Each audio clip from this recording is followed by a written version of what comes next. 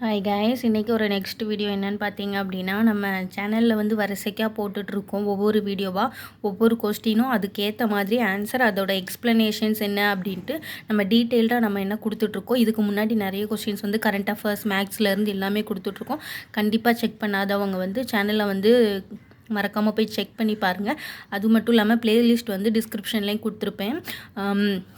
அதுவும் இல்லாமல் சேனலை வந்து மறக்காமல் சப்ஸ்கிரைப் பண்ணி வச்சுக்கோங்க. எங்களுக்கு ரொம்ப ஒரு பெரிய மோட்டிவேஷனாக இருக்கும். இன்றைக்கி என்ன டாபிக் அப்படின்னு பார்த்தீங்கன்னா, அரசியலில் பார்க்க போகிறோம். குரூப் 4க்கு வந்து நம்ம வந்து ப்ரிப்பேர் பண்ணிகிட்ருக்கேன். நானும் உங்களோட சேர்ந்து தான் ப்ரிப்பேர் பண்ணிகிட்ருக்கேன் குரூப் 4க்காக. இன்னும் கொஞ்ச நாள் மட்டும்தான் இருக்குது. ஓகே, அப்போ என்ன அப்படின்னு பார்த்தீங்கன்னா, இன்றைக்கி வந்து ஒவ்வொரு டாப்பிக்காக கவர் பண்ணுறதுல இன்றைக்கி அரசியலேருந்து ஒரு ப்ரீவியஸ் இயர் கொஸ்டின் இருந்துச்சு. அதை பற்றி இன்றைக்கி நான் உங்களுக்கு டீட்டெயில்டாக நான் எக்ஸ்பிளைன் பண்ணுறேன். என்ன அப்படின்னு பார்த்தீங்கன்னா, அரசியலில் கொஸ்டின் என்ன கேட்டிருக்காங்க அப்படின்னு பாருங்கள். கொஸ்டின் வந்து, கீழ்கண்ட இந்திய அரசியலமைப்பு சட்டத்தின் பிரிவுகளில் இந்திய அரசியலமைப்பு சட்டத்தோட பிரிவுகளில் நிதிக்குழு எந்த பிரிவின் கீழ் உருவாக்கப்பட்டது அப்படின்னு கேட்டிருக்காங்க. சரியா, நிதிக்குழு அப்படிங்கும்போது ஃபைனான்ஸ், நீதிக்கும் டிஃப்ரென்ஸ் நீங்கள் புரிஞ்சுக்கணும். சரியா, நிதிங்கும்போது ஃபினான்ஸு அந்த மாதிரி இருக்க ஃபண்டு, அந்த மாதிரி இருக்கிற டிபார்ட்மெண்ட். நீதி அப்படிங்கும்போது என்னென்னா லா டிபார்ட்மெண்ட். ஓகேவா, அப்போது நீதிக்குழு வந்து உங்களுக்கான டிஃப்ரென்ஸ் கண்டிப்பாக புரியணும். இதில் என்ன கேட்டிருக்காங்க கொஸ்டினில் பார்த்தீங்கன்னா, இந்திய அரசியலமைப்பு சட்டத்தோட பிரிவுகளில் நிதிக்குழு வந்து எந்த பிரிவின் கீழ் உருவாக்கப்பட்டது அப்படின்னு கேட்டிருக்காங்க. ஆப்ஷன்ஸ் கொடுத்துட்டாங்க. ஏ வந்து பிரிவு 252, பிரிவு 268, பிரிவு 280 கொடுத்துருக்காங்க. இதுக்கான ஆன்சர் வந்து என்ன அப்படின்னு பார்த்தீங்கன்னா, ஆப்ஷன் வந்து சி வந்து பிரிவு 280 தான் இதுக்கான ஆன்சர். இந்த பிரிவு 280 வந்து என்ன சொல்லுது அப்படிங்கிறத நான் டீட்டெயில்டாக எக்ஸ்பிளைனாக கொடுத்துருக்கேன். புக்கிலேருந்து ரெஃபர் பண்ணி கொடுத்துருக்கேன். இந்திய அரசியலமைப்பின் 280வது பிரிவு என்ன அப்படின்னு பார்த்திங்கன்னா, நிதி ஆணையத்தின் அமைப்பை கட்டாயமாக்குகிறது. நிதி ஆணையத்தோட அமைப்பை வந்து கட்டாயமாக சொன்னது வந்து இந்த பிரிவு 280 தான். இந்த ஆணையம் ஒரு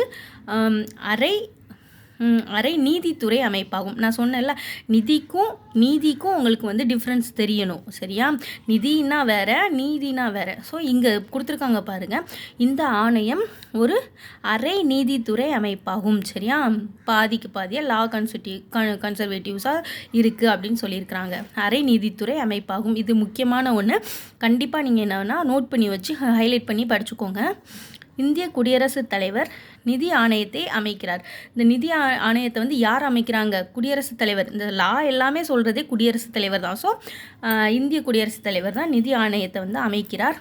நிதி ஆணையத்தின் பரிந்துரைகளை மாநில அரசுகள் மற்றும் யூனியன் அரசு மற்றும் மாநிலங்களுக்கு இடையே பரிமாறி கொள்ளப்படுகின்றன. சரியா, அந்த நிதி ஆணையம் அவங்க சொல்கிற பரிந்துரைகள், ஏதாச்சும் ஒரு கண்டிஷன்ஸ் எல்லாத்தையுமே மாநில அரசுகள், யூனியன் அரசு, மாநிலங்களுக்கு இடையே பரிமாற்றி கொள்ளப்படுகிறது அப்படின்ட்டு கொடுத்துருக்காங்க. அதாவது லாவில் வந்து 280வது பிரிவு. சரியா, அது வந்து என்ன சொல்லுது அப்படின்ட்டு இல்லை, நான் உங்களுக்கு டீட்டெயில்டாக எக்ஸ்பிளைனாக கொடுத்துட்டேன். நீங்கள் இது கண்டிப்பாக படித்து வச்சுக்கோங்க. 2 கொஸ்டின்ஸ் வந்து இதை யார் உருவாக்குறாங்க, இது என்ன அப்படின்ட்டு கண்டிப்பாக கேட்பாங்க. 2 ஒன் வேர்டு வந்து இதில் வந்து கண்டிப்பாக ஒரு கேட்குறதுக்கான சான்சஸ் இருக்குது. ஸோ ஹைலைட் பண்ணி வச்சுருக்கிறத ஸ்க்ரீன்ஷாட் எடுத்து வச்சு கண்டிப்பாக நோட்ஸ் எடுத்து வச்சு படிங்க. உங்களுக்கு ரொம்ப யூஸ்ஃபுல்லாக இருக்கும். கொஸ்டின் இது, அதுக்கான ஆன்சர் இது, அதுக்கான எக்ஸ்ப்ளனேஷன் இது. ஸ்க்ரீன்ஷாட் எடுத்து வச்சு நோட்ஸ் எடுத்து படிங்க. சாதாரணமாக படிக்கணும்னு நினச்சா நம்மளால் முடியாது. நானும் வந்து குரூப் 4க்கு ப்ரிப்பேர் பண்ணிகிட்ருக்கேன். என்னாலையும் ஹவுஸ் ஒய்ஃபாக இருந்துட்டு டைம் ஸ்பெண்ட் பண்ணி இதுக்குன்னு ஒதுக்கி படிக்கிறது வந்து ரொம்ப ஒரு கஷ்டமான விஷயம். ஏன்னா என்னால் முடிஞ்சது என்னென்னா, ப்ரீவியஸ் இயர் கொஸ்டின்ஸ், அதாவது இல்லைன்னா ஏதாச்சும் ஒரு தமிழில் வந்து டாபிக் வைஸ் பார்ப்பேன். மற்ற எல்லாமே ப்ரீவியஸ் இயர் கொஸ்டின்ஸ் வைஸ் நம்ம என்ன பண்ணுவோம் அப்படின்னா, அதை பற்றி எடுத்து அதோட ஃபுல் எக்ஸ்ப்ளனேஷன்ஸ், புக்கு, கூகுளில்னு எல்லாமே நான் வந்து ரெஃபர் பண்ணி உங்களுக்காக கொடுக்குறேன். கண்டிப்பாக இது உங்களுக்கு யூஸ்ஃபுல்லாக இருக்கும்னு நினைக்கிறேன். யூஸ்ஃபுல்லாக இருந்துச்சு அப்படின்னா கண்டிப்பாக கமெண்ட் பண்ணுங்கள். அது மட்டும் இல்லாமல் எந்த டவுட் இருந்தாலும் சரி மறக்காமல் நீங்கள் கண்டிப்பாக கமெண்ட்டில் வந்து சொல்லுங்கள், நான் ரிப்ளை பண்ணுறேன்.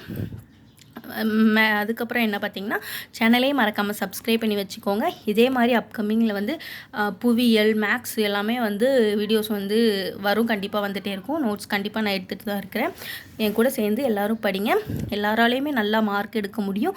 நல்ல மோட்டிவேஷனாக நல்ல என்கரேஜிங்காக படிங்க. உங்களால் எல்லாரையுமே முடியும். கண்டிப்பாக குரூப் 4 வந்து பாஸ் பண்ணலாம், நல்ல மார்க் எடுக்கலாம், வேலை கண்டிப்பாக கிடைக்கும். தைரியமாக இருந்து படிங்க. Okay, thank you so much. சேனலை மறக்காமல் சப்ஸ்கிரைப் பண்ணிக்கோங்க. பாய்.